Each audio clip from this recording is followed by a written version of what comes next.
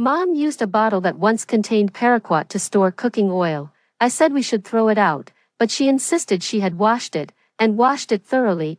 I told her that ingesting Paraquat causes immediate death, or at the very least, organ failure, but she just slapped me across the face and scolded me for getting a big head after a few years of schooling. I tossed that bottle of oil straight into the trash can, furious. My mother kicked me, fished the bottle out of the trash, and forced it into my mouth. She yelled, "Didn't you say it was poisonous? I'll just see if it kills you or not, you wasteful brat, ruining my good oil." After ingesting the oil, I died from poisoning. When I opened my eyes again, I had returned to the day my mother stored the cooking oil in the Paraquat bottle. 1. What are you staring at, you silly girl? Hold the bottle properly, you're always in a daze.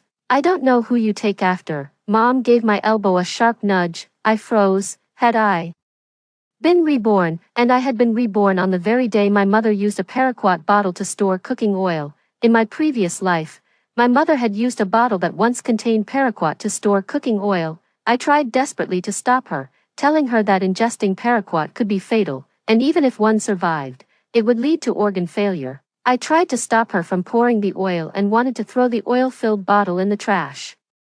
This made her furious. She slapped me across the face and scolded me for being arrogant just because I'd had a few years of schooling, but back then, I just threw that bottle of Paraquat-laced oil straight into the trash can. Mom got even angrier. She kicked me, fished the bottle of oil out of the trash, and forced it into my mouth, yelling, "Didn't you say it was poisonous? Let's see if you die from it, you wasteful little brat. How dare you waste my oil, after drinking the oil?"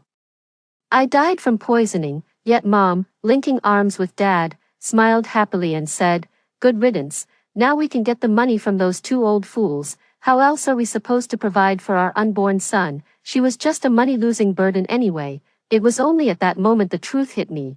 This had all been a scheme from the start. My mother saw me as a daughter, a future burden. So I was dumped at my grandparents' house the moment I was born. My grandparents had a huge fight with her over it.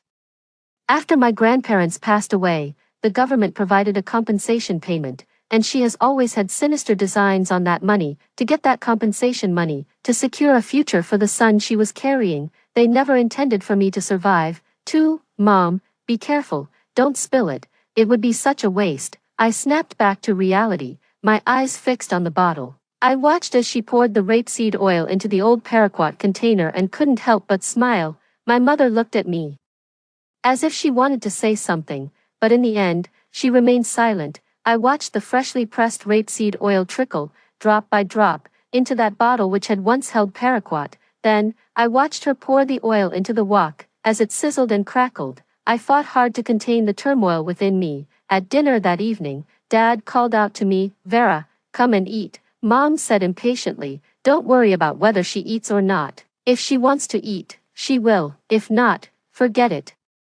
She's nothing but a burden. It'd be better if she were dead. At least then we'd save on food and oil." The truth is, all these years, I've never truly felt cared for by them, all because I was born with neonatal pneumonia, and as a premature baby, I had to stay in an incubator for a month, costing them a lot of money. My mother had her heart set on a son, but I was born a girl, so, not long after I left the hospital, my mother dumped me at my grandparents' house and never looked back. To them, I was just an unwanted burden, a financial liability. Back then, they wouldn't visit me even once a year, and they never bought me new clothes for holidays or festivals. If it weren't for my grandparents passing away last year and the constant urging from relatives and friends, I would never have been taken back in by them. Even now that I'm back, they don't treat me all that well. I closed the book, took a deep breath, and opened the door to go out. I pulled over a chair and sat down.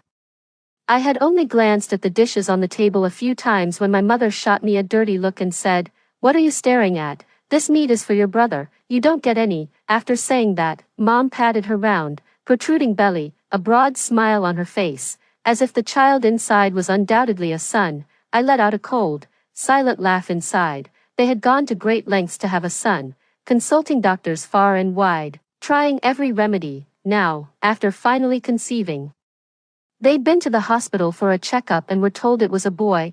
I stared at the large table of food, stir-fried in oil that had been stored in a Paraquat bottle, and gave a slight, wry twist of my lips. Mom glanced at me, then picked up a piece of meat and popped it into her mouth, her and Dad's eyes crinkling with laughter. I thought to myself, whether this child would even make it into the world was still up in the air. 3. After taking a piece of meat for herself, Mom served one to Dad, urging him to eat it while it was still hot, saying it wouldn't taste as good once it cooled down. She took a piece for herself, too. They were true carnivores. Out of the 5 or 6 dishes on the table, only one was a seaweed soup.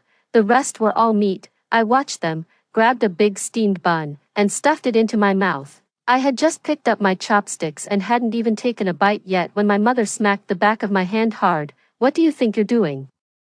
Do you think this food is for you?" The sting on the back of my hand made me wince. I put down my chopsticks and, forcing a smile through the pain, said, "Mom's right. This food is for my little brother. I won't have any. You should eat more, Mom. The more you eat, the more he'll grow in your belly. I'm fine with just the steamed bun and seaweed soup." With that, I ladled a big spoonful of the seaweed soup into my bowl. I ate the steamed bun with the seaweed soup quickly. After hearing what I just said, my mother stuffed several more pieces of meat into her mouth. They kept discussing what to buy, what to add to the house, what formula to use, what diapers to get, and what brand of clothes to dress the baby brother in once he was born. Yet, all these years, I have never worn a single piece of clothing they bought. So, in their hearts, the child in her womb is their true flesh and blood, while I am just an outsider, in my past life.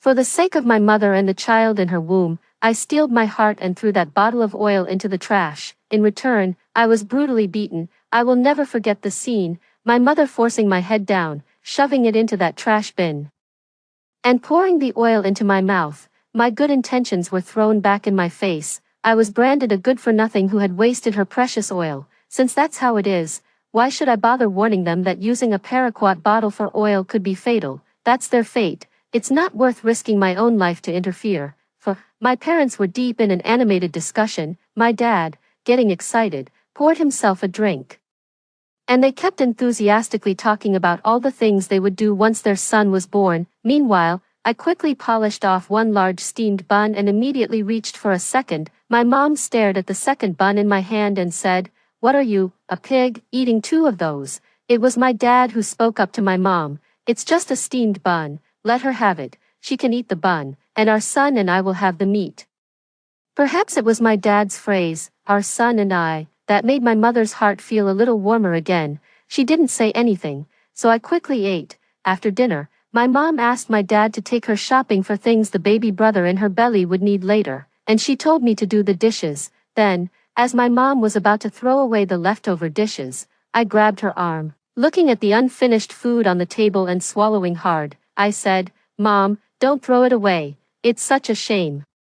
Such a waste, to toss out a whole table of food like this. You and your brother shouldn't eat leftovers, but Dad can, right, Mom?" I said these words calmly, but inside, I was sneering. Since they're so fond of meals cooked over a Paraquat oil bottle fire, they can have their fill. 5. After they left, I washed the dishes and then scrubbed my hands thoroughly with soap several times. Once I was done, I went back to my room to continue working on my practice problems. In my past life, I didn't even take the high school entrance exam. This time, I'm determined to study hard and get into a good high school. Time flew by as I was lost in my homework, and I didn't even notice when they got home. It was only when I was asleep that I suddenly heard a noise from the living room. I heard my dad cry out anxiously, "Mabel, what's wrong? You're scaring me."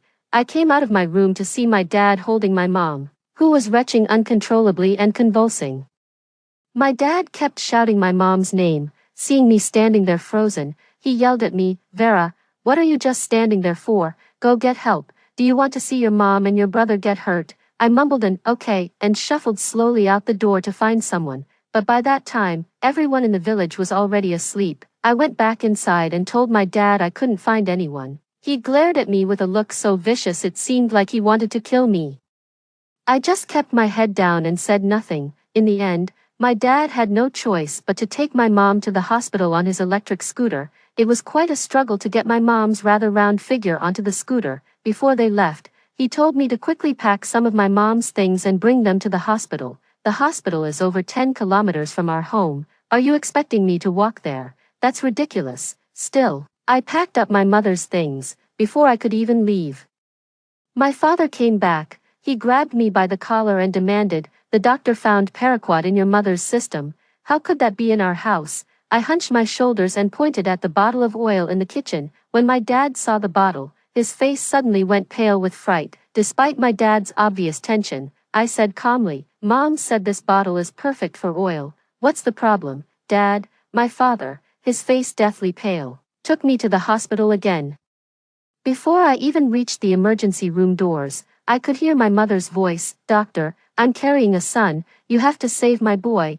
I saw my mother frantically grabbing the doctor's white coat. It turned out that after the tests, they found Paraquat in her system. The doctor recommended an early C-section because Paraquat is highly toxic. Even with stomach pumping, it would inevitably affect the unborn child. However, my mother kept insisting that the baby wasn't full-term and an early delivery was absolutely out of the question. She even pointed at me, saying I was the premature one. Not only did I cost them a fortune, but I also grew up sickly and frail. But I want to say, the reason I'm so thin is because I never had enough to eat growing up. I was constantly underfed. What does that have to do with being born premature? In the end, with no other choice, the doctor arranged for my mother to have her stomach pumped. Even after that, the doctor still recommended a C-section to avoid harming the baby, but my mother absolutely refused to sign the consent form. Without the family's consent, the doctors would never force a C-section. So, the baby was still in my mother's womb when she was admitted to the hospital.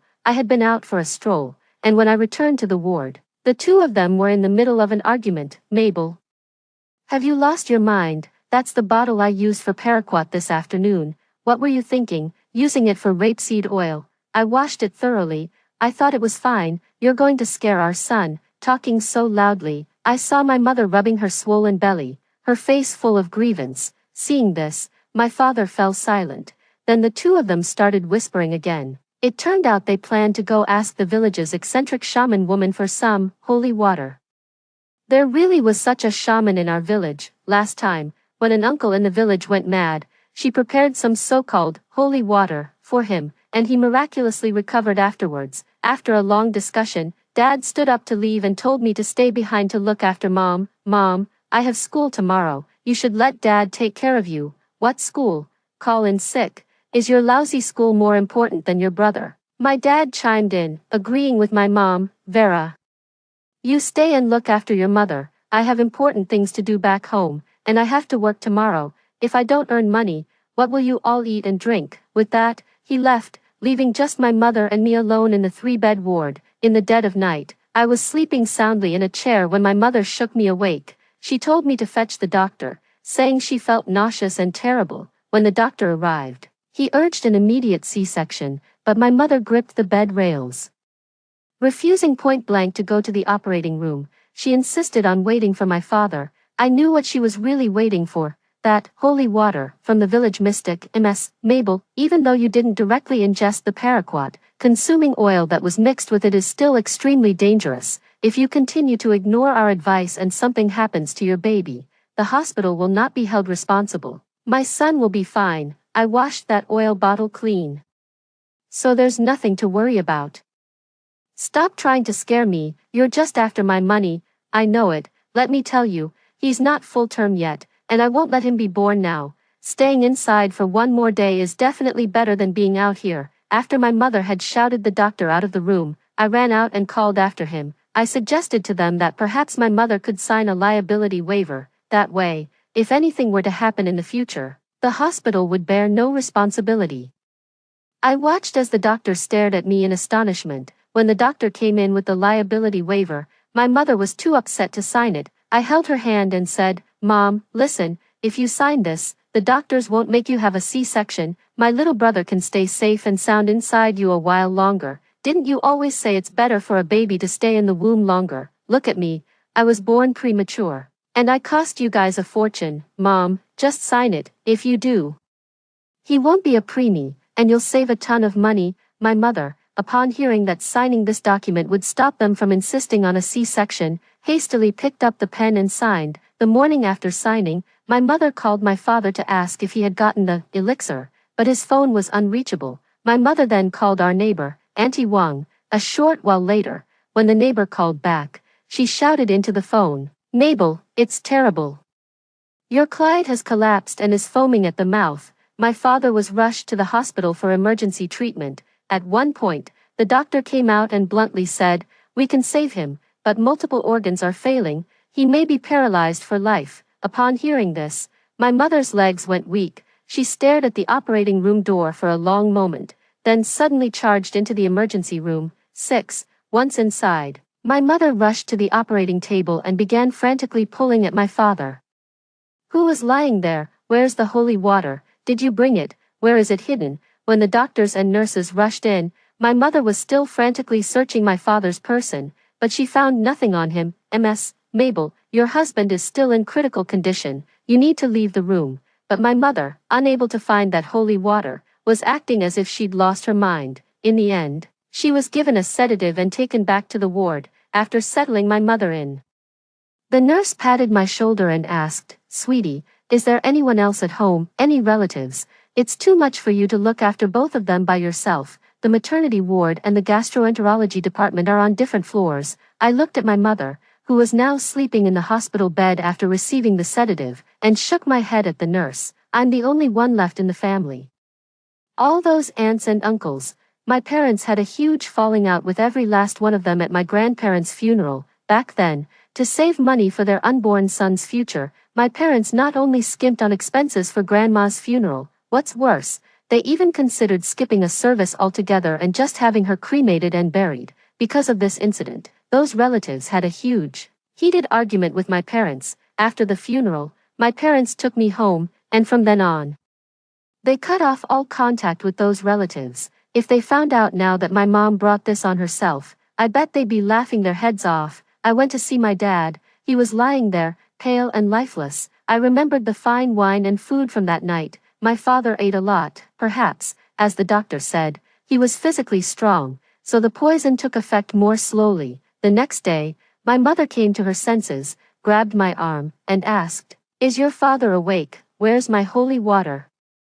Where is my son's holy water?" Seeing that I remained silent, she started cursing me again. "It's all your fault, you good for nothing. The poison in that Paraquat bottle was so strong, and you didn't say a word. Did you deliberately want my son to get hurt? I paid for all your schooling, and you still didn't speak up. You jinx, you wastrel. If anything happens to my son, I will never let you off the hook." When the nurse came at noon to press for my father's hospital payment, my mother was reminded of the compensation money from my grandparents. "Vera, hurry up and use that compensation money from those two old fools to pay the hospital bill." "Mom, where would I get that money? Didn't all of Grandma and Grandpa's compensation go towards my tuition? You and Dad haven't given me any money for years. How could I possibly have any left?" As soon as I said that, the other woman in the room shot my mother several glances.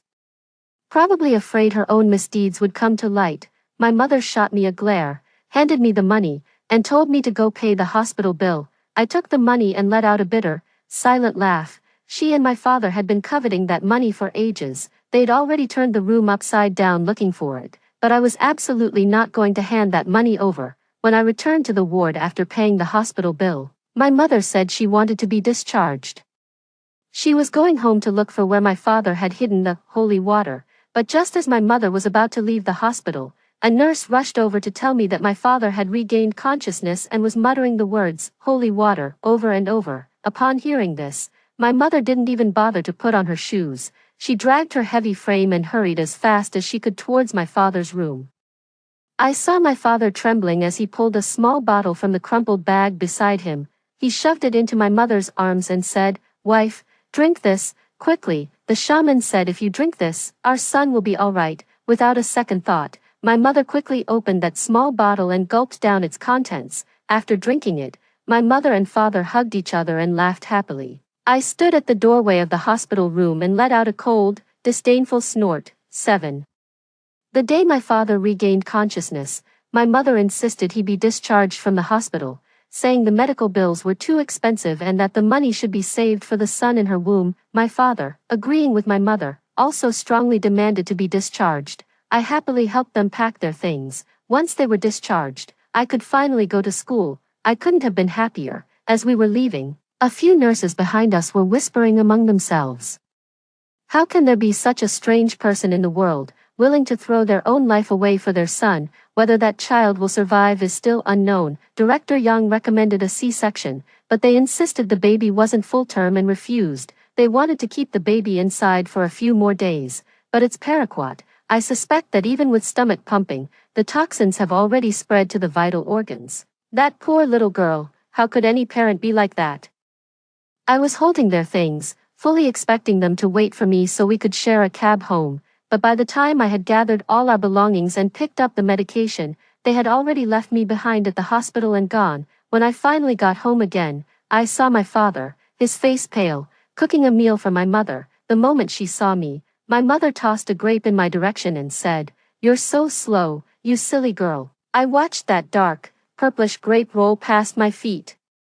I stared at it for a moment, then picked it up. Suddenly, I took a few steps forward, shoved the grape into my mother's mouth, and said calmly, "Mom, this hospital stay cost a fortune. It's a shame to waste such a nice grape." Just as my mom was so furious she wanted to spit out that grape and was about to hit me, I snatched the whole plate of grapes from her hand first. I ate a few right in front of her, smiled, and said, "So sweet." My mom was livid. She picked up a small stool from the floor and hurled it at me. I dodged to the side, and the stool crashed onto the ground. "Mom, mind the prenatal education. If the baby is born with a bad temper, you'll have a hard time later." With that, I picked up the plate of grapes, went into my room, and locked the door. Outside the door, my mom was yelling for my dad, telling him to come and give me a beating. They tried to open the door, but it wouldn't budge because I had locked it. I stared at the plate of grapes, eating them carefully, but the burst of sweetness in my mouth still made me smile. 8. I haven't had any since my grandparents passed away. Just as I opened my workbook to start on the problems, I could hear my mom losing her temper outside my door again. The consequence of snatching that plate of grapes was that they didn't call me for dinner that night. Fine, no dinner then. That whole plate of grapes was enough to fill me up anyway. The mock exam is tomorrow. And I still have to focus on my revision. In my past life, I missed the high school entrance exam. This time around, I'm determined to study hard and get great results. The next day, when I went to school, I applied to become a boarding student. My homeroom teacher was aware of my family situation, so when I brought up boarding, she helped me with the application right away. She gave my shoulder a reassuring pat and told me to come to her if I ever needed anything. I could see her hesitation. The words caught in her throat. I knew what she wanted to say, but I just told her that nothing would distract me from my studies right now. For over a week after that, I stayed at the school dormitory. My parents didn't reach out to me once. I studied late into the night every day and was up again at dawn, leaving me no time to dwell on anything else. I had thought this quiet would last until after my high school entrance exams. After all, my mother's due date was still over a month away, however. With just 20 days left until my high school entrance exams, my mom was hospitalized. They said her water broke suddenly, because she was quite overweight and the baby was in a breech position. A natural delivery was too difficult, so she had to have a C-section. That very night, she gave birth to a son via cesarean section, a big, healthy baby boy weighing a hefty 8 gene, approximately 4 kilograms. However, the child had one leg shorter than the other, and his mouth was also twisted. My mother held the child, crying and screaming, accusing the doctor of being a quack. She said all the prenatal checkups were normal, so how could she have given birth to a disabled child? My father hit the doctor, shouting accusations about whether he had tampered with our son. The scene was utter chaos. Even the hospital security guards couldn't restrain my father, so in the end, the hospital had no choice but to call the police. The farce only came to an end when the police took my father away. By the time I rushed to the hospital, my mother was making a scene at the nurse's station, sitting on the floor and cradling her disabled son in her arms. She was cursing non-stop. "It's all you quacks' fault for making my son like this. You have to pay for what you've done to my boy. Listen to me. If you can't cure my son, I'll sue you and shut this whole hospital down." My mother sobbed, her words laced with venom as she kept crying and cursing, spotting me in the crowd. My mother suddenly sprang to her feet and charged over, clutching her precious son with one arm while grabbing a fistful of my hair with the other. "Vera, where did you run off to? Go on, give these people a piece of your mind. Look at your brother. This is all their fault." I wrenched her hand away, took a step back, and pointed an accusing finger at her. "Mom, that's enough. You're the one who ingested something with paraquat in it. The doctors told you to have an early C-section. And you refused. Now you want to blame them. Besides, didn't you drink the holy water from the shaman? Why is my brother still like this? I said calmly, but my mother was furious. Vera, what nonsense are you talking about? What holy water? It was the doctors in this hospital who made my son like this. They have to compensate us for the damages. My mother caused such a scene that the hospital was at a loss. When security finally arrived, she was still sitting on the floor. Refusing to get up, the hospital director directly showed her the liability waiver she had signed at the time. My mom may not have much formal education, but she can still read. I said calmly beside her, Mom, it's right here in black and white, with your own signature. Even if you make a scene or take them to court, they won't acknowledge it. My mom grew even angrier. I grabbed her wrist and whispered in her ear, Mom, since you signed this, the normal channels are closed to us. But I think you could make a video. These days, everyone loves watching videos. If you pour your heart out on a live stream, you might even gain some followers. Who knows? It could lead to a nice little windfall. My mom stared at me with suspicion. I suppressed the smile that was tugging at the corners of my mouth. That was quite the special gift I gave my mom. I said I had other things to do and left. My mom actually wanted to stop me from going. But the baby boy in her arms just wouldn't stop crying. 9. That very night, I discovered my mom had created an account and started a live stream from the hospital room, holding her baby boy and sobbing her heart out. I knew she would do this. After all, she dotes on her son and is greedy for money. I saw people in the live stream defending my mom, and by playing the victim, she attracted a huge number of followers. Many people sent her gifts, claiming it was to help her son. My mom was sobbing and making accusations against the hospital. Within just a few days, her follower count soared past 100,000, tasting success. She grew even more brazen. After 3 days in the hospital, my mother was discharged, although my father had hit someone. The hospital staff, perhaps out of pity for their situation, chose not to press charges against him. So, after my mother went to the police station to sign some papers, my father was able to come home. After my mom came home, my dad went to see the village shaman again. The shaman said my younger brother would be perfectly fine once he turned 1 month old, and that he just hadn't filled out yet. Then, they fed the newborn a bottle of so-called holy water. They were both completely taken in by the shaman's lies, unable to see the truth, and after getting a taste of the rewards from live streaming, my mom even persuaded my dad to quit his job and join her in doing live broadcasts. Using a school computer, I posted a short video on a platform showing my mother drinking holy water in the hospital. The internet exploded instantly. Of course, things got even juicier. The hospital later published the liability waiver my mother signed on their official website, along with her medical records showing she had her stomach pumped recently for ingesting paraquat. They even released footage of doctors and nurses urging her to have an early C-section. Combined with my video of her drinking the holy water, netizens were instantly sent into a frenzy. My mother was so caught up in the joy of making money from her live stream that she was completely oblivious to the fact that the entire internet was roasting her. That evening, during my mother's live stream, netizens flooded into the chat to condemn her actions. Up until then, they had firmly believed my brother's disability was caused by hospital negligence and had supported my mother's quest for justice. The moment that video was released, public opinion did a complete 180.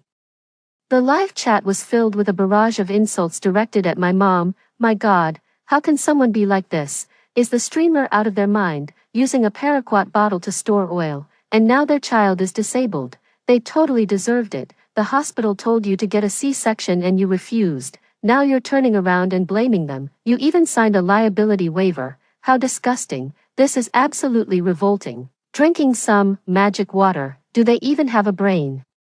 Streamer, give us back our donation money. My mom saw things were going south and, in a panic, quickly shut down the live stream. Then, she and my dad holed up in their room, cursing out the netizens for being awful and cursing me out for being no good either. Listening to their tirade, I locked my door. I'm going back to school tomorrow to focus on my studies. Let them sort out their own mess. The next morning, as I was getting ready to leave for school, my mom blocked the doorway, holding her son, and asked, Vera, was it you who posted that video? Did you tamper with it? I sneered inwardly. They weren't completely clueless after all, Mom. If that's what you think, what could I possibly have done? I just brought the truth to light. Hearing that, my mother suddenly rushed over to hit me, shouting, Vera, I knew it was you, you little brat. We're your parents. Are you doing this because you can't stand to see us make money? Mom, how can you say that? You making money doesn't mean I get any of it. My tuition came from my grandparents' savings, and I haven't eaten a single meal at home in ages. You haven't supported me for years. What does your income have to do with me? Besides, I only told the truth. What did I do wrong? Just as my mother was about to hit me again, the baby boy in her arms started crying. I looked at that twisted little mouth, gave a faint smile, and walked out of the house. 10. The situation has changed dramatically. Some netizens went to the hospital to investigate. Upon learning that my mother had indeed given birth to a disabled child against all advice, they one by one lost all sympathy for her. Other netizens even went to our village to ask around. Those relatives who had been scolded by my parents in the past now stood firmly against them, accusing my parents of being inhuman, saying they were out of their minds for chasing a son while neglecting their own daughter. With this conclusive evidence, my parents faced a torrent of online abuse. The account with over 100,000 followers was also banned, and all the funds were frozen, making withdrawals impossible. Meanwhile, I was in the classroom, buried in my work, in the high school entrance exam just over 10 days away. I was determined to show the world what I was made of. Thanks to the backlash from those netizens, my parents backed off for a few days, and I was able to take the exam without any further trouble. After the high school entrance exams, I went back home. I took my household registration booklet. Ever since I was born, they had registered my residency under my grandparents' names, and back in the day, in order to marry my mother, my father had also transferred his own household registration from my grandparents to my mother's family. I finished packing my bags and saw my parents' half-open bedroom door. Inside, they were playing with their precious son. I could only manage a wry smile. I moved into my grandparents' old house. It was simple, but it felt like home. The very next day after I moved in, Aunt Wang from next door called to tell me the court had seized our family home. For the sake of their precious son, my parents had spent a fortune on holy water from a fortune teller and taken out numerous online loans. Now, with their live streaming account banned, they're facing a torrent of abuse from across the internet. My father lost his job again. Yet their precious son remained the same after his first month, occasionally suffering from convulsions and vomiting. After a hospital examination, it was found that this 1-month-old infant was already showing signs of organ failure. My parents sought medical help far and wide for their beloved son, incurring massive debts. When they couldn't repay the online loans, the bank foreclosed on our family home. When Auntie Wang, our neighbor, told me all this, I felt nothing. In this new life, all of this is they're just deserts. Meanwhile, my high school entrance exam results were released. I scored highly, and to get away from them, I applied to a prestigious high school far from home. Years later, I heard that my father was in a car accident and became disabled, and my mother's precious son, the one she doted on, was also becoming more and more of a wreck. But none of that has anything to do with me. They did actually reach out to me once, but my mother just started yelling at me, demanding money, completely fixated on that compensation payout from my grandparents. After I yelled back, she just kept harassing me, calling my phone non-stop. Later, I changed my phone number. I cut off all contact. They never treated me as a daughter, and I won't treat them as parents either. I don't care what becomes of them. My own life is just beginning. I'm going to look ahead and strive to live my best life. Story 2. After raising my adopted son, he actually broke my leg and threw me into a desolate house in the extreme cold of the apocalypse. I questioned him why. He laughed and threw a family photo in my face. If it weren't for you, my mom wouldn't have to be the woman behind my dad all her life and suffer grievances for a lifetime. Oh my, it turned out that the woman who had always been said to be my husband's mistress really had a relationship with them, the father and son, in this new life.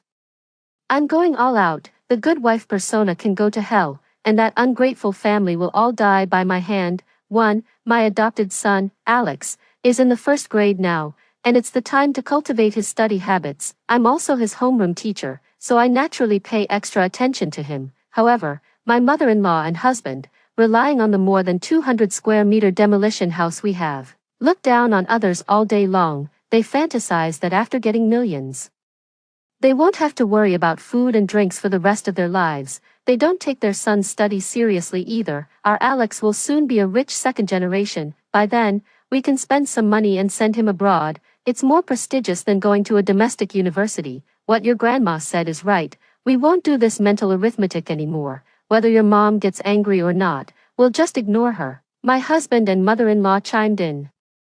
Alex immediately hid behind them and stuck out his tongue at me, giggling, la la la, I'm making mom angry. The 7-year-old Alex was still making faces at me. I went up and slapped the back of his head. I also grabbed a strand of his hair. The room was filled with the child's loud crying and my mother-in-law's furious scolding. I turned a deaf ear to them, holding the hair of Andrew that I had kept before. I also took the hair of the father and son and went to the testing agency. It would take a few days to do the paternity test. During this time, I moved back to my parents' home. The three of them, the grandmother, the father, and the son, thought that I would take the initiative to go home after being in a fit of pique for a few days.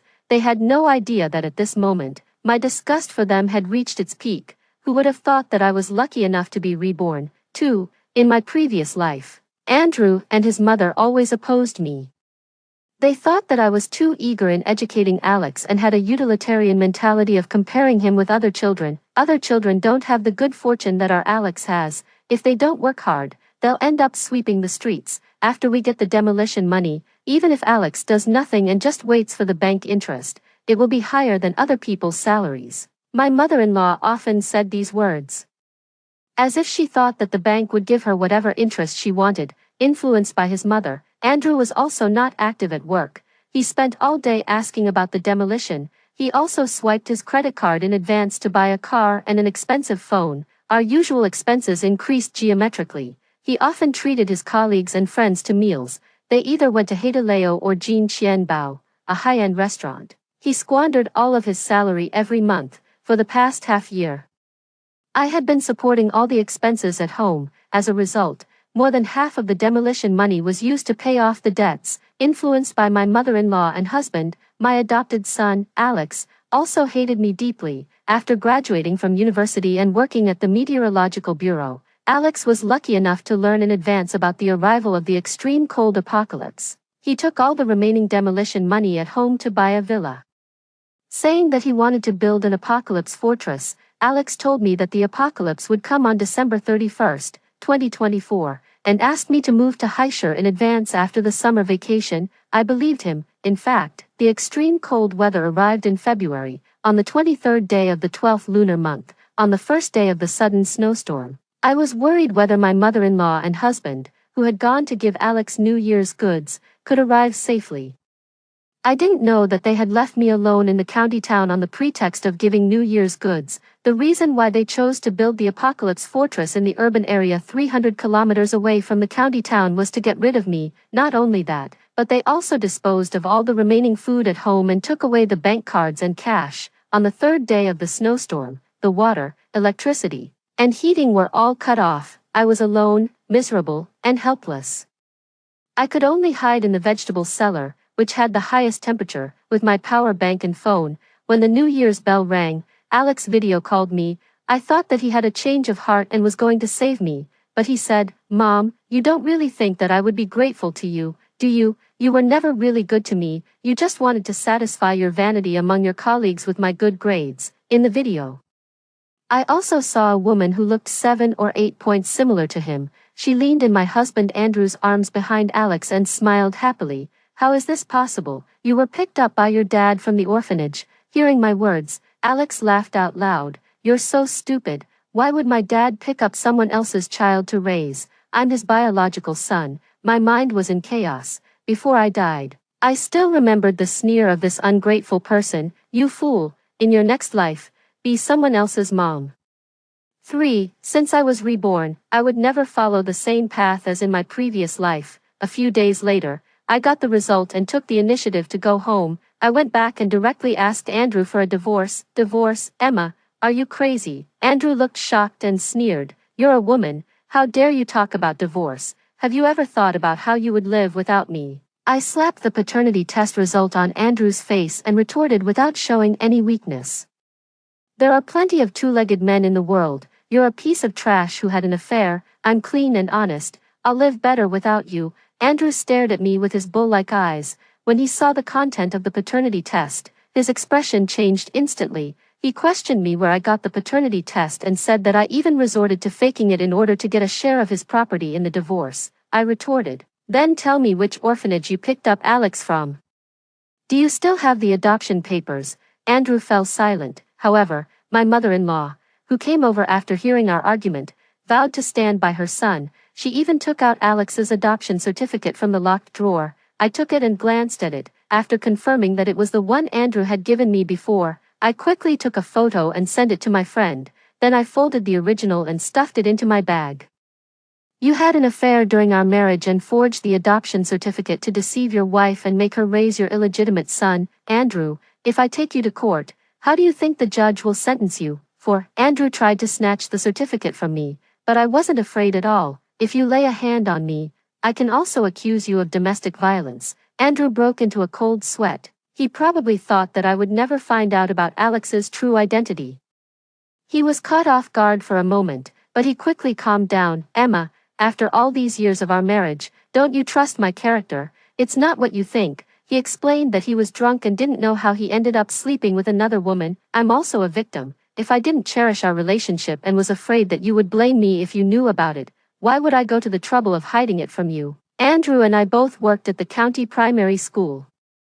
The difference was that he was the grade director and I was the homeroom teacher. He was 4 years older than me, joined the school earlier, had rich work experience, and had won the Excellent Cadre Award. I was still on an external employment contract and had to continue taking exams to apply for a permanent position. Andrew showed the patience he usually used when giving ideological guidance to the teachers and tried to persuade me. He also tried to deceive me with sweet words, but I, who had died once, had a heart harder than iron. "This is the divorce agreement. If you agree, sign it. If not, we'll see each other in court." I believed that Andrew wouldn't hesitate to divorce me if it was just a simple divorce, but I insisted that Andrew compensate me with a house. Because of this house, Andrew showed his true colors and had a falling out with me. He cursed me, saying that I was daydreaming and as delusional as a toad wanting to eat a swan. "This house is my premarital property.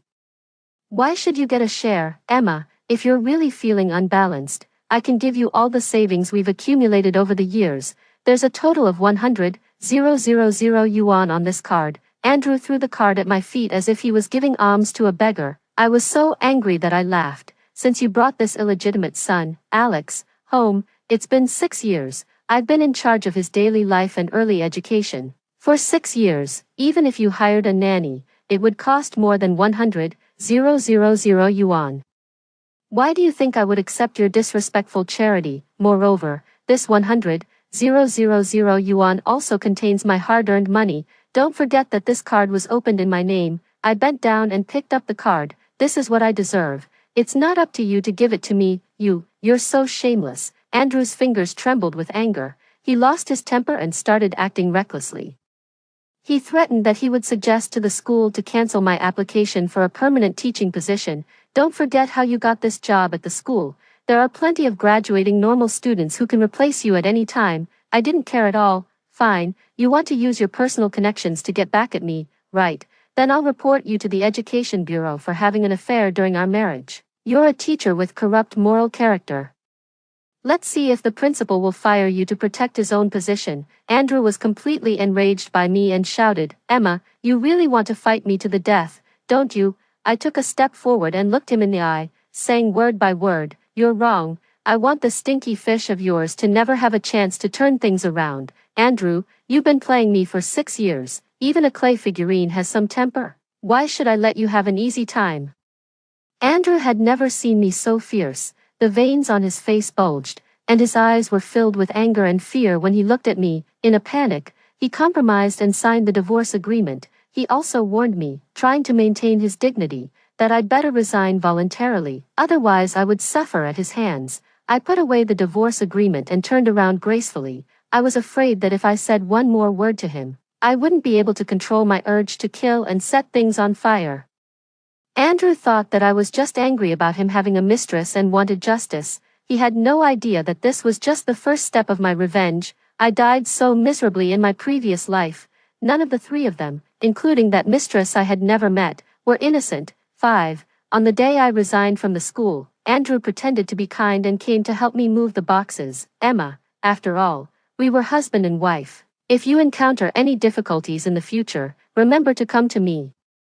Don't worry, I'm not the kind of petty person who can't stand to see my ex-wife doing well. I glanced at my colleagues who were watching the scene. I unceremoniously exposed his affair during our marriage and revealed his hypocritical face. Later, a close colleague told me that Andrew invited people to dinner and got drunk. He boasted that he would prevent me from getting a job in any school in the county.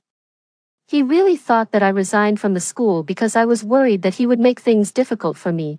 If it weren't for what happened in my previous life, I might have thought, just like him, that getting a position in a primary school was the best way out for me. But now, with the memories of my previous life, I seem to have grasped the password to survival. This year, the Xingdongfang Education Group was on the rise. I applied for a job there and successfully passed the interview with my years of teaching experience. In the following time, without the burden of the child, I was able to handle my work with ease. In just 3 years, my annual salary had exceeded 1 million yuan. The training courses in the institution were concentrated on weekends and after school. When I was busy, I rarely paid attention to other things. But I also knew that Andrew had brought Alex's biological mother home less than 2 months after our divorce. Her name was Amelia, and she was the assistant manager of a 3-star hotel. I heard that Andrew's mother opposed it, thinking that having a woman from the hotel in the house was a disgrace to the family. But no one listened to the old woman. Andrew even held a grand banquet. The scene on the wedding day was more lively than ours had been. More than half of the colleagues from the school went. Amelia also invited many hotel executives and big bosses to attend. It should have been a happy occasion, but halfway through, a boss got drunk. He grabbed Amelia's hand and insisted on chatting with her. He even touched her buttocks indecently. I've always thought that Amelia is not a good person. We don't discriminate against her profession. But just think about it. She had a child for the director when she wasn't married. Can her intentions be pure? Aurora, a former colleague from the finance department, chattered with me on the phone for a long time. She said that she was sitting at the table closest to the boss. Amelia's look of half-heartedly refusing and half-welcoming made her want to vomit. It's a pity that you didn't go that day, Emma. You missed a good show. I replied to her. After the divorce, we're two different families. We have nothing to do with each other from now on. Later, I didn't take the initiative to contact my former colleagues, and I didn't hear any news about Andrew. When I suddenly saw Andrew's figure in the office building, I was stunned for a moment, thinking that I had seen wrongly. 6. Andrew had gained weight. He had a round belly and looked greasy. Amelia was just as Aurora had described. She was dressed fashionably and had heavy makeup on her face. Her hair was permed. When she spoke, she habitually twisted her waist. Mom, it's Mom. When I was about to step into the elevator, Alex suddenly shouted at me.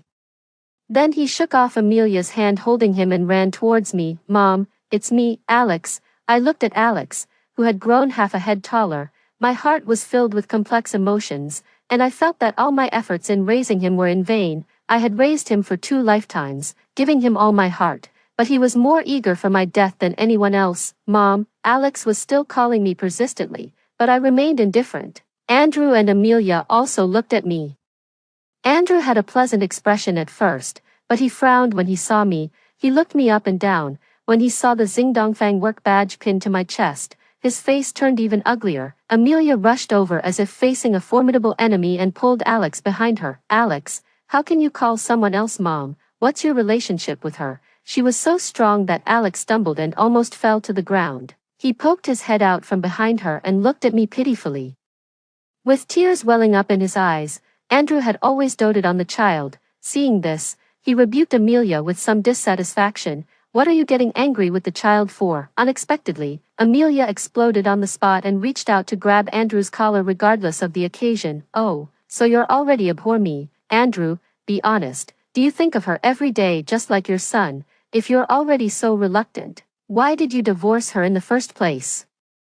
You should have stayed with her for the rest of your life. Your mom has always praised Emma for her good parenting. Presumably, if she were still your wife, you wouldn't have to worry about your son's grades. It was really unexpected that Andrew's mother would praise me. I laughed bitterly and shook my head. I was too lazy to watch the farce of their family of 3. But Amelia was acting like she had taken the wrong medicine and insisted on blocking my way. She insisted that I had made an appointment with Andrew to meet here and had deliberately embarrassed her. The son I gave birth to rushed up and called you Mom. What on earth is your intention, Emma? You have to explain it clearly. Amelia had a loud voice, and many parents who came to consult about the courses couldn't help but gather around, considering the influence on the company. I suggested that their family of 3 go to the conference room to talk. Amelia sneered and crossed her arms in front of her chest, looking completely unyielding. What? Are you afraid of being embarrassed? If you're afraid of being embarrassed, don't do embarrassing things. Alas, everyone, look, it's this woman. She's been haunting us even 3 years after divorcing my husband. Just now, my son called her Mom, and my mother-in-law has always praised her at home. Emma, if you really can't bear to part with this family, you can tell me. I can be magnanimous and make way for you. Before Amelia could finish her sentence, I poured all the hot coffee in my hand onto her face. It wasn't enough to cause serious burns, but it was enough to make her uncomfortable. Amelia was shocked at first and tried to pounce on me, but 2 colleagues stepped forward and stopped her. I looked around at the chattering crowd and remained calm. I took a step towards Amelia and looked at her with cold eyes. After I divorced Andrew, I haven't met him at all, and there has been no communication in any form. What you just said has slandered me, and I reserve the right to sue you for insulting my personality. Also, you said that your biological son called me Mom. Let me ask you, in which year was Alex born? I remember that he was less than 1 year old when Andrew brought him home as an adopted child. I paused and glanced at Andrew's red face. At that time, Andrew and I had been married for 3 years. Your biological son is also Andrew's biological son. You two deceived me and made me raise your son for 6 years. I haven't settled the score with you yet. What right do you have to shout at me? 7. The content of my words was clear enough, and the people present cast contemptuous glances at Andrew and Amelia. I thought it was a scene of catching the mistress. It turns out that the mistress has come to show off. The world is in a bad state these days. Mistresses even feel proud of themselves, more so than the legitimate wife. To be honest, the original wife is really pitiful. She was deceived into raising the mistress's child for 6 years. If it were me, I would be so angry that I would want to chop up this couple. Who said they want to chop me up? Come on, give it a try. Amelia was really quick to take the bait. She turned around and shouted, looking for the person who had scolded her. Andrew cared about his face the most. At this moment, he was so angry that his face turned red and his neck thickened. He grabbed Amelia's wrist and dragged her out of the hall. Alex stumbled and followed them out the door, looking back at me every few steps. I really don't understand. When I was taking care of him before, he always scolded me behind my back and took the opportunity to complain to his grandmother and father that I was not good to him. Why does he seem to be longing for me now? I'm too lazy to think too much, anyway. I will never recognize him as my son again. Unexpectedly, a few days later, Andrew and Amelia came again, and they had the nerve to ask me to tutor Alex personally. Sorry, you two. Principal Song is mainly responsible for administrative work now. We have professional teachers for teaching. They are all carefully selected young teachers with rich experience and great patience with students. As soon as the teacher who received them said this, Andrew was immediately unhappy. We're paying. Why can't you meet our request? Amelia even threatened to find the media to expose the company, saying that we were treating parents differently and discriminating against her son. 8. The young teacher had no choice but to come to me. I called them to the conference room. I could tell at a glance that Andrew and Amelia didn't really come to sign Alex up for classes. I'm afraid they felt embarrassed the other day and found an excuse to get back at me. It's not impossible for me to teach Alex's courses personally. I unexpectedly agreed to their request and attached a detailed course plan. Andrew was obviously surprised and looked at the plan suspiciously. He immediately became angry and slapped the table, shouting loudly, Emma, you're taking me for a fool. 500 yuan per class. You really have the nerve to ask for that much? What, 500 yuan? Amelia also shouted, Emma, are you worth that much? I reminded them to pay attention to their words and behavior. Since your parents who came to consult about signing your child up for classes, please respect yourselves. Otherwise, I will ask the security guards to throw you out, or I can also call the police and charge you with picking a quarrel and provoking trouble. Andrew and Amelia glanced at the 2 assistants sitting next to me and fell silent. They deliberately got very close to each other, as if they were acting. Andrew even put his arm around Amelia's shoulder at her signal. After a moment of silence, he raised his eyebrows at me. If you can ensure that Alex's grades are among the top in the class next semester, we can pay, but if you can't guarantee it, I can't. My straightforward answer left Andrew speechless. Just as he was about to get angry, Amelia pressed his hand. I heard that you're the principal here. You're charging us such a high price. If you can't even make this guarantee, why should we trust you to take care of our child? I nodded in agreement. Of course, you have other options. Amelia, are you deliberately trying to drive us away? Don't rely on the company's reputation to bully customers. Be careful, or we'll report you to the Education Bureau. I patiently motioned for them to finish reading the plan. This plan was carefully formulated by our senior teachers according to Alex's grades. Since Alex's grades in all subjects are at the bottom of the class, it's still a bit difficult for him to catch up. At least, it's impossible to make him among the top students next semester. Under their angry gazes, I continued, but we're confident that we can make him among the top 20 students in the class when he enters junior high school. If you parents are willing to entrust your child to our institution, we will go all out and keep our promise. Andrew repeatedly flipped through the plan, frowning more and more tightly. According to your plan, it will cost at least 130,000 yuan a year. The cost is too high. I nodded again. High investment, high return. Director Andrew is also a senior teacher and should understand this better than me. At my words, Andrew straightened his chest and put on the airs he had at school again. Although what you said is true, I still think the class fee you're asking for is far beyond the market value. At this point, I didn't want to talk to him anymore. I directly motioned for the assistant beside me to hand him another document. Please take a look, you two parents. This is Principal Song's income statement for the class fees over the past year. 500 yuan per class is the lowest price she can offer. This time, Amelia also leaned forward eagerly. The expressions on their faces changed. They both looked disbelieving. Your annual income is that high, you're not faking it, are you? Amelia asked me. I smiled and didn't answer. The assistant patiently explained the internal culture of our group and that we would never fake anything. Andrew and Amelia sat in the conference room for 3 hours, but they still couldn't decide whether to pay. Of course, I already knew that they wouldn't pay. Because I had asked my acquaintance and found out that Andrew and Amelia had no savings at all. Not only that, but they also owed a large amount of debt. Some of it was from Andrew maxing out his credit card, and some was from Amelia's gambling. I was shocked when I heard this. Amelia actually had such a bad habit. No wonder Andrew's mother didn't like her. As for Alex's studies, the two of them were even more unreliable. If Andrew's mother hadn't urged them to find a tutoring class for Alex to improve his grades, they probably wouldn't have come. 9. It was within my expectation that Andrew and Amelia wouldn't pay to sign Alex up for the class, but I didn't expect them to be so irrational that they would really find the media to expose me. A recording of our conversation in the conference room was played, with the beginning and end cut off, leading everyone to misunderstand that as the group leader, I was asking for an exorbitant price. The day after it was broadcast on the local TV station, our group received many calls from parents who wanted to withdraw their children from the classes. The reporters from the TV station also surrounded the gate of the group early in the morning, shouting that they wanted to interview me. At the same time, I received a call from Andrew.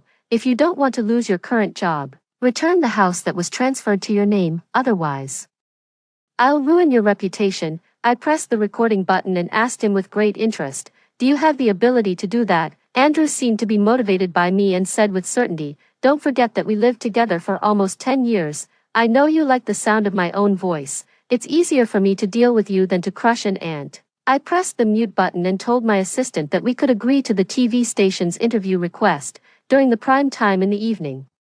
Almost all the people in the county were sitting in front of the TV, waiting to see the drama. When the host asked me if I had any explanation for the recording from the previous day, I took out a lawyer's letter. I'm going to sue Andrew and Amelia for damaging my reputation and demand compensation from them. I played the edited videos of Andrew and Amelia making a scene in the hall when they first came to the company and the video of me receiving them in the conference room. Due to the limited interview time, only part of the video can be shown. If you're interested in this matter, you're welcome to Xingdongfang to watch the complete video. I smiled generously and naturally at the camera. Our company will play the complete video in a loop on both sides of the hall to ensure that the image of our employees is not damaged. after the interview, almost everyone knew that I had been deceived by Andrew and had raised his illegitimate son for 6 years. People were passionately angry about the fact that the couple had fabricated facts to slander me in revenge. Too many enthusiastic citizens came to the company hall to watch the complete video. I dispatched employees from the branch company to support the reception work and took the opportunity to enroll students, completing the performance for the coming year, because at that time, surveillance cameras hadn't been widely installed across the country. At least, there were no surveillance cameras in every office of the primary school where Andrew worked. Therefore, Andrew never expected that there would be surveillance cameras in the company hall and the conference room, which recorded his vicious face. Insiders revealed that he had been talked to by the school leaders later, and the demotion was the greatest leniency for him, and Amelia became the target of public condemnation. She had to sneak out like a rat. Some people even threw stinky eggs and rotten vegetable leaves at their door. When Andrew came to the company again, furious, and wanted to talk to me about withdrawing the lawsuit, I refused to see him. The next day, his mother came with Alex. The old woman led her grandson and waited outside the company, only to be told that I had already resigned. The newly appointed principal clearly stated that if they dared to cause trouble in the company and affect the company's reputation, they would be arrested by the police. At the mention of the police, Alex was so scared that he shrank back and shouted for his grandmother to take him home. When the young teacher vividly told me all this, I had already bought a single-family villa in the provincial capital and was preparing to start the renovation and stockpile supplies. 10. Although according to the time in my previous life, the extreme cold apocalypse was still a few years away, after being reborn, I found that the global weather was changing abnormally. Various meteorological disasters had occurred in some areas of many countries. The extreme cold weather was likely to arrive earlier, and I had to implement my plan ahead of time. Since it was a single-family villa, the decoration workers would start work according to my instructions. To avoid their suspicion, I hired 3 decoration companies. One was responsible for the doors, windows, and basement. One was responsible for the solar panels and the multifunctional water purifier, and the other was responsible for the soft decoration. The housing prices had risen sharply in recent years, and my savings were not much left after buying the house. Fortunately, the demolition policy was quickly implemented, and I received more than 1.5 million yuan in demolition compensation. I took 500,000 yuan to the bank to buy national bonds and gold bars, with modern technology. As long as ordinary people could survive the extreme cold weather, social order would surely be restored. I invested all the remaining money in the renovation and stockpiling of supplies. It took a full 2 years, and my very own doomsday fortress was finally completed. Inside, there were ample supplies of food, water, and medicine, as well as some easy-to-operate medical equipment. At least, it could ensure that I could live there safely for 50 years. I gave each member of the renovation team a generous red envelope and reminded them to go home and spend more time with their families when they had the chance. The meteorological station soon released the latest scope of the blizzard. Both of my parents were medical workers, and they had left me as early as 2003. I moved into the villa with their urns, afraid of being lonely. I picked up 2 cats and a stray dog from the roadside to keep me company. The moment the anti-theft doors and windows were locked, my heart felt incomparably peaceful. In the days before the blizzard hit, people were still sighing that this once-in-century snow was an auspicious omen, but soon, with the news that power supplies were strained across the country, travel was difficult in some areas due to snow accumulation, and there was an urgent shortage of daily necessities. People began to feel anxious and restless. However, the country also quickly introduced corresponding policies to ensure the minimum living standards of the people. For 2 consecutive months, the most broadcast news on TV and the internet was about incidents where houses were collapsed by snow in certain places, and rescue efforts were ongoing intensively, or it was about how, due to consecutive days of power outages, heating could no longer be guaranteed in many places. And there were frequent accidents caused by residents using charcoal fires for heating. In the face of disasters, people are always small and vulnerable. I turned off the TV and the internet, and holding a little calico cat in my arms, I walked to the window. The snow outside was about to cover the windows on the first floor. The howling north wind blew the broken branches of trees and fallen store signs all over the sky. There had been no pedestrians or vehicles on the street for a month. Occasionally, fire engines and police cars could be seen, but they all needed snowplows to clear the way in front. When the phone rang, I was a little surprised to see a strange number on the screen, although communication signals were still temporarily maintained. Who would call me at this time? You know, in this situation, there aren't many households whose phones can still be charged. I answered the call and pressed the speakerphone button. As soon as I said, "Hello," Andrew's angry roar came from the other end. "Emma, you vicious woman, do you want to kill our whole family?" 11, Andrew ranted non-stop, and the cat in my arms arched its back and flattened its ears in fright. "Emma, if you have the guts, hide from me for the rest of your life. You're a jinx. I've never had any luck since I married you, even after we got divorced. You still want to screw me over. Emma, you've made our whole family like this. You won't die a good death." The last sentence was shouted by Amelia.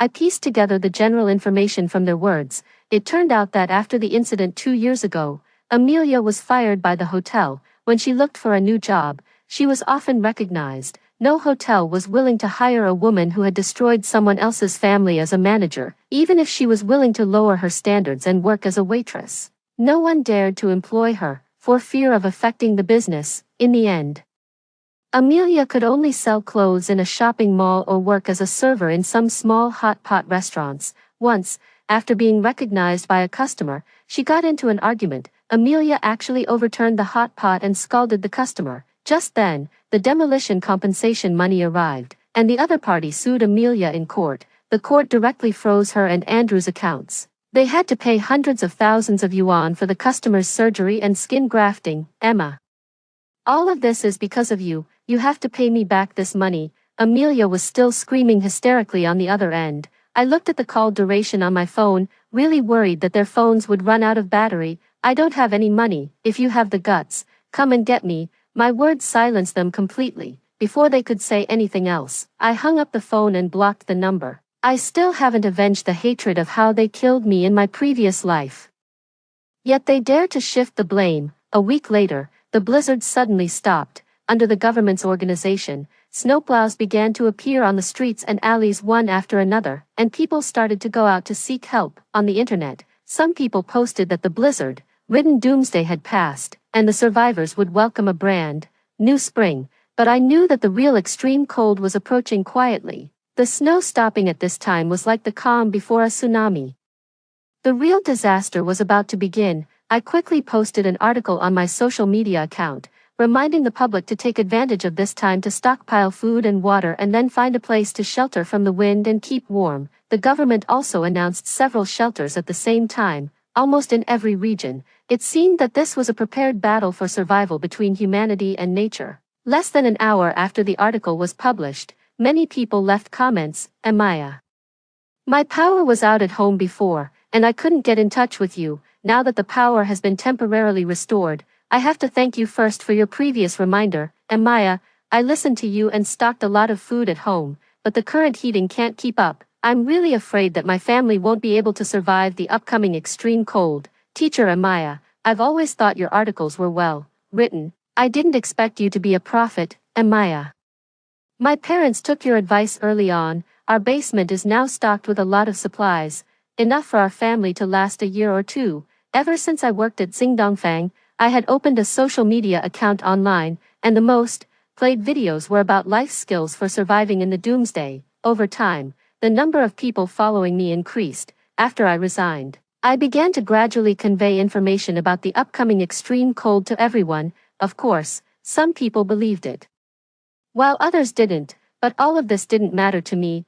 I just wanted to save as many lives as I could. When posting these messages, I never revealed my personal information, and no one knew that I was the one who posted them. 12. I didn't have time to reply to everyone's messages one by one. I just took the time to upload some more measures on how to use existing resources to keep warm. Soon, the articles and videos I published were actually used by the government and broadcast on TV and official websites. This also included videos from many other bloggers, which together formed a collection of survival skills in the current harsh environment. The doomsday was cruel, but people's hearts were warm. The temperature continued to drop sharply, and the meteorological station issued low temperature warnings for several consecutive days, after half a month of mobilization by the government. The shelters everywhere were almost full. If Andrew and Amelia had listened to the advice and gone to the shelters at this time, perhaps their family could have survived, but they persistently found the address where I lived. It was hard to imagine how they managed to travel all the way here. Moreover, I had never told my address to any friend. I didn't know what method they used to find it. When I heard the alarm from the gate, I saw the four of them on the monitor. They were all wrapped up like Zongzi, carrying bags and backpacks. Emma opened the door for me. Andrew slapped the anti-theft door hard and shouted at the top of his lungs. I made myself a cup of hot coffee, turned on all the surveillance cameras around the villa, and calmly watched the farce outside the door.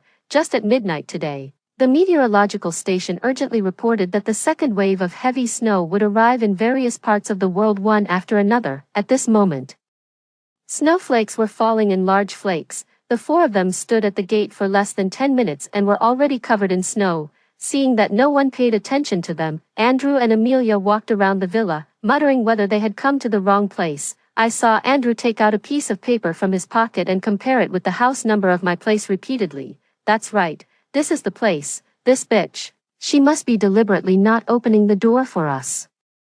She wants to freeze us to death. Call the police and say that she deliberately tricked us into coming to her for shelter, leaving us homeless now. Amelia whispered in Andrew's ear. Don't you have photos of Alex when he was a child with her? Say that she's Alex's biological mother. In this situation, the police won't have time to verify. We'll accuse her of abandoning a minor child and force the police to make her open the door. Andrew thought for a moment. And a vicious light flashed in his eyes. Right, as soon as she opens the door, we'll rush in. I heard that Emma has stocked a lot of food in the villa, enough for us to eat for more than 10 years. She knew this was going to happen but didn't say anything. She's so heartless that she deserves to die. Although they spoke in a low voice, my surveillance equipment was top-notch. I could see their every move clearly, and every word they said reached my ears. I shook my head, finding it ridiculous. You know, at this time, the People's Police were the busiest. They had to maintain order in the shelters, and there were countless cases of looting in various places. They couldn't even handle all the important matters, so who had the time to deal with them? Just as I was laughing at how self-important they were, Andrew's angry curse suddenly came from the monitor. It turned out that their phones were too frozen to turn on. Now I didn't have to worry anymore. Let them freeze outside, in this life. They should taste what it's like to freeze to death. 13. The snow was falling heavier and heavier. I took a hot bath, then snuggled up on the sofa bed watching Empresses in the Palace and had a comfortable sleep. When I opened my eyes again, it was already the next day. I had thought that Andrew's family would be almost dead from the cold. Unexpectedly, not only were they alive, but they had also managed to get into my neighbor's house. My neighbors were a middle-aged couple. Because the husband had been injured in his early years and had trouble walking, they usually had the habit of stockpiling food. When I was renovating my house, they were also doing the same, and we borrowed a lot of ideas from each other. For example, we both installed solar panels and wind turbines. A month before the blizzard, I persuaded them to stockpile more supplies on the pretext that it was inconvenient to go out due to the bad weather. After the blizzard, we had been keeping in touch, and greeting each other every day had almost become a part of our daily lives. At this moment, the couple was excitedly calling me, Thong, your son is fine, your ex-husband's family is also very responsible. They've gone to a lot of trouble to bring him to you safely in this weather. As she spoke, the wife, Abigail, brought Alex in front of the camera for me to see. Alex was in the 3rd grade of junior high school this year. He had grown into a young man and had changed a lot in appearance. His voice was so rough and hoarse, like the sound of an old phonograph record after wear and tear, that it startled me when he opened his mouth. Mom, don't you want Alex anymore? Alex misses you so much. Alex was extremely excited to see me. And the way he called me Mom was full of sincerity. In front of Abigail and her husband, Arthur, I could only force a smile and comfort Alex first. I promised that I would pick him up and let him live in the villa as soon as possible and told him not to be too naughty at the neighbor's house. If I didn't say this, I was worried that their family would do something bad to Abigail and her husband. The weather is too cold, and the anti-theft door of my house is frozen. I'm already trying to open it. As soon as the door is open, I'll pick you all up. After hearing my words, Alex turned around and showed off to Andrew. I knew Mom loves me the most. Dad, we'll be able to live at Mom's house soon. As soon as he ran away, Amelia's face appeared on the screen. Although she didn't say anything, her eyes were full of triumph. She took the phone from Abigail on the pretext of wanting to catch up with me. Emma, it doesn't really matter whether we go to your place or not. I think the Moes don't lack food or electricity here. We can stay here for a while longer. I'm just the kind of person who can't keep my mouth shut. I might reveal all your secrets. I glared at Amelia angrily. Will your family ever stop? If you hadn't gone too far, I wouldn't have left the county. After the snow stops, I still need to rely on the Abigails for my future work. You didn't know, did you? They are senior executives of a top domestic education and training group.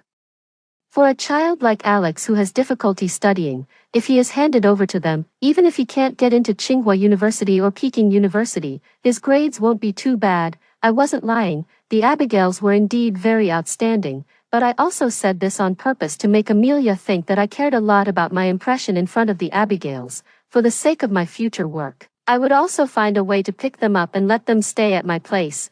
Before Amelia could say anything, I hung up.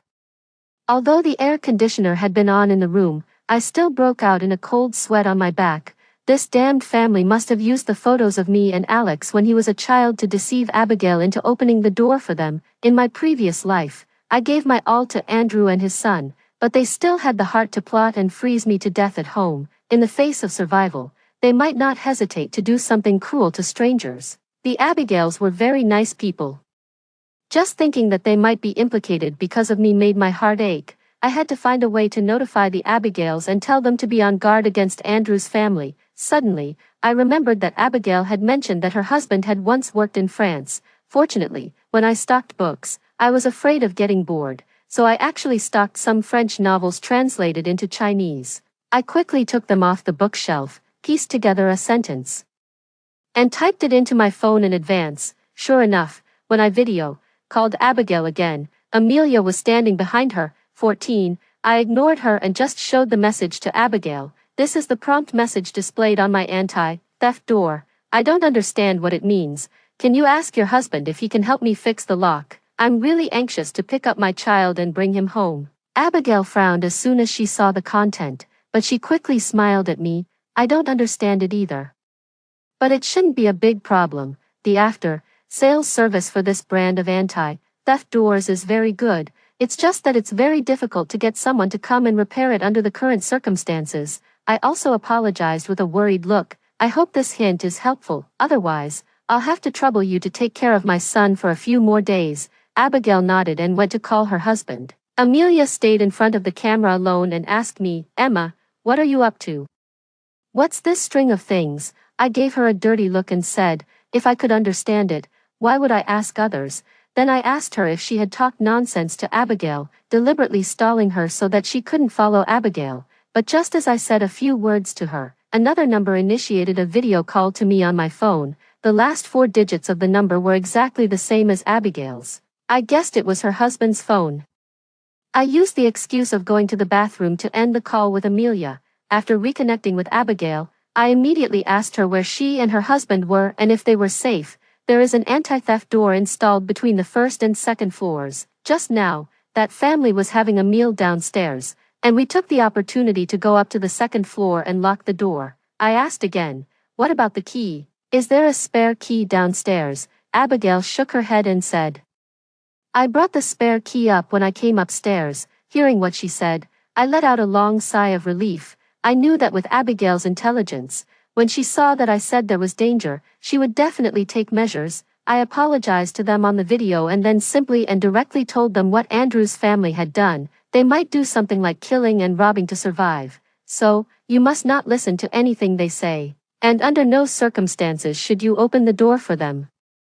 Abigail and her husband looked solemn after hearing this. Just then, Andrew's voice came from outside the door. Ms. Mo, why did you lock the door? My luggage is still in the guest room. You have to open the door and let me get my things. Aunt Mo, my homework books are in the suitcase. I need to do my homework. Ms. Mo, my antihypertensive medicine is also in the guest room. I really need to take my medicine. I can't do without it. Andrew's family tried every means to coax Abigail into opening the door for them. Fortunately, Abigail and her husband were rational and refused to open the door no matter what they said. As for the antihypertensive medicine and the homework books, they directly threw Andrew's family's suitcases out of the second-floor window onto the snow in the yard. If they wanted them, they could go and pick them up themselves. 15. Soon.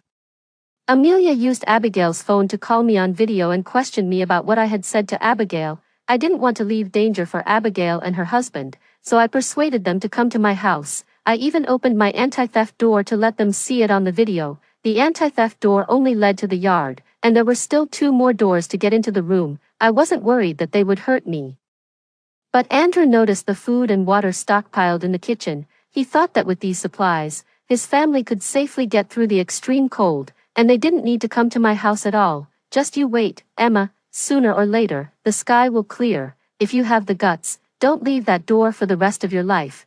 Then we'll see how I deal with you. After Andrew finished speaking, he hung up the video. I was so angry that I almost threw my phone, but soon I learned from Abigail that a large amount of food and water in their house was actually on the second floor, and just like my house, the power supply on the first and second floors of their house was connected in parallel. In a critical moment, they could cut off the power supply to the first floor to reduce the load on the generator. Abigail also comforted me. Fong, don't worry, as long as we don't open the door, they can't get to the second floor. After hearing this, I immediately proposed.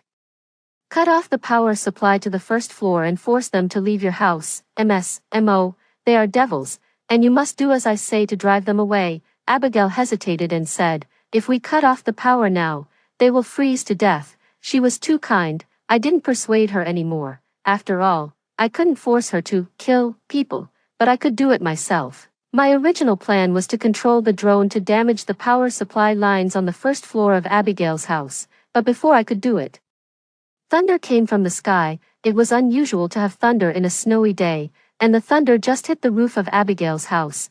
The external generator was struck and started to spark. After the thunder stopped, I quickly had a video call with Abigail and was told that the wind turbine was severely damaged, and her house was completely without power. The blizzard made the sky gloomy all the time, and the solar panels had long been useless. Looking at the despair on the faces of Abigail and her husband, my heart ached again. Don't worry, I will find a way to save you. So, I used the drone to deliver candles and power banks to Abigail's house through the window.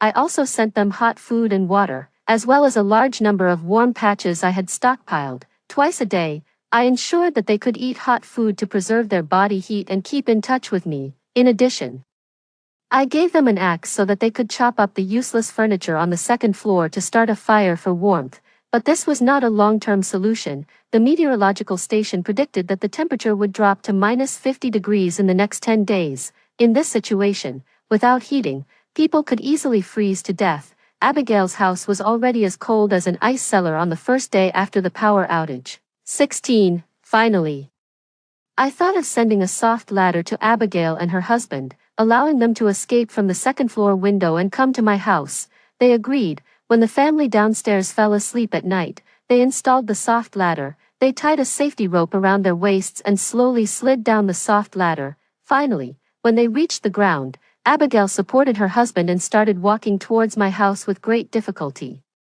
The snow had already buried all the buildings on the first floor. I tied a long rope to the drone and let Abigail hold one end to guide them forward, but just as they were about to reach the door of my villa, something unexpected happened. The cunning Andrew caught up with them. Abigail and her husband were walking slowly, and Andrew used a door panel as a snowboard and was about to find their location soon. When I saw him getting closer on the drone's image, my heart was in my throat. In a hurry, I let out the dog Lele that I had adopted. Stop that man, don't let him in. I pointed at Andrew's figure on the video, pinning all my hopes on Lele. Although Lele wasn't very strong, it was a pure Chinese rural dog and had great fighting power regardless of its size. It quickly rushed into the snow and pounced towards Andrew's position. At the same time, I controlled the drone to send a signal to Abigail, urging them to hurry up. Finally, they safely entered the anti-theft door.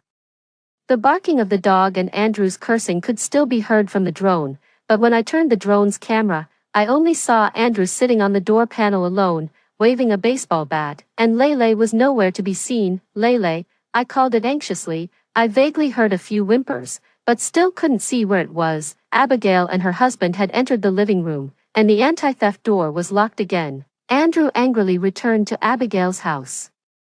I saw a long trail of blood where he had walked. Tears welled up in my eyes. Abigail came over and held my hand to comfort me. Don't be sad, maybe it's still alive, but just can't move for a while. Yes, it's just injured. I will save it. I sent the drone out again, tying pieces of meat to the rope and searching inch by inch in the snow. Finally, just before dawn, I found Lele. It clenched the rope with its last bit of strength and was dragged back to the door by me. It was seriously injured. Both of its front limbs were broken, and its spine had collapsed. It was obvious that Andrew had been extremely cruel. Fortunately, Abigail's husband said that he had volunteered at a rescue station in France and was confident that he could save Lele, 17. When the temperature dropped to -60 degrees, there was no difference between day and night. Through the drone, we saw flames in Abigail's house. When we got closer, we could see figures moving on the second floor. They must have broken the anti-theft door. Fortunately, you left in advance. I was relieved. Abigail and her husband also felt the same way. Human nature can't stand the test at this time, but God won't let any evil person go. The drone continued to approach the window, and finally, we could see the situation inside clearly. The luxurious house was almost ransacked. They almost burned down the load-bearing walls. Even so, they were still huddled together from the cold. And through my observations over the past few days, Andrew's mother had been lying on the sofa in a fixed position for a long time. 18. One day, Alex noticed my drone. He wrote a few big words on a piece of paper with a burned stick and held it up at the window for me to see. Mom, I was wrong. Mom, love me again. I was speechless. Just as I was about to withdraw the drone, there was a shocking message written on another piece of paper that Alex held up. Is it only if I kill them that you can forgive me? My hand shook, and the drone almost crashed. Alex wasn't just talking. The day before they burned all the things that could be burned in Abigail's house, Alex killed his biological parents, influenced by others. Andrew had also been unenthusiastic about his work and had been asking around about the demolition all day long. He took action when they were vomiting and having diarrhea and had no strength left. I didn't watch the whole process, but I recorded it all with the drone, planning to save it and call the police. After killing 2 people, Alex wrote big words with their blood again and held them up for me to see. They taught me to do that in my previous life. They were the ones who killed you. Mom, I avenged you. Please forgive me. I also want to study hard. I also want to go to university and get a good job. They destroyed me. They deserved to die. My blood seemed to freeze. Alex had also awakened the memories of his previous life. In his previous life, he was God's favored one, someone who is outstanding and favored by fate. Although I had been strict with him since he was a child, he grew up with a lot of praise. But in this life, he had never won a single award since he was a child and had hardly been praised by teachers and his peers. He had been scolded both at home and outside because of his poor academic performance. The huge gap finally made him realize who was really good to him, but it was too late. After killing people, Alex became crazy. He often shouted, "Mom," at the window and cursed at the corpses of Andrew and Amelia. Finally, when the temperature dropped to -70 degrees, whether intentionally or because he was confused due to his illness, Alex set Abigail's house on fire and died in the house. 19. The extreme cold lasted for 8 months. The temperature dropped to -100 degrees. In the last period of time, Abigail, her husband, and I, along with the cats and dogs, hid in the thickly insulated basement. The moment the sun shone on the ground again, warmth spread through my body. Looking at the blinding sunlight, tears filled my eyes. If possible, I would rather have never experienced all this. How wonderful life would be without hatred.